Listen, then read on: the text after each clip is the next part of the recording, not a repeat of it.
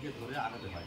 সেই মুরব্বী আমাদের আছেন, উনি যতদিন থাকেন ইনশাল্লাহ আমাদেরকে ডিটেলস দিবেন, আমরা সেভাবে যেন চলতে পারি।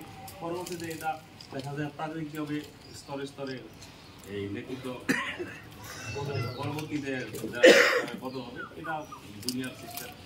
আমার দাদা করে গেছে, বাপদাদা করে গেছে, এখন আমরা আছি জেনারেশন আসবে।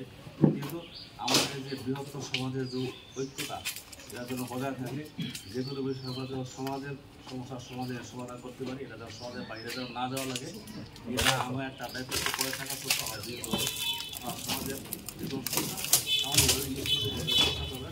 আর আমরা দুই বৃহত্তর সমাজ, আমাদের একটা সমাজ থেকে চারটা সমাজ আছে, কিন্তু এখন আমরা সেই বৃহত্তর সমাজের সেন্টিমেন্ট ধরে রেখে সব কিছু এগিয়ে যেতে চাই।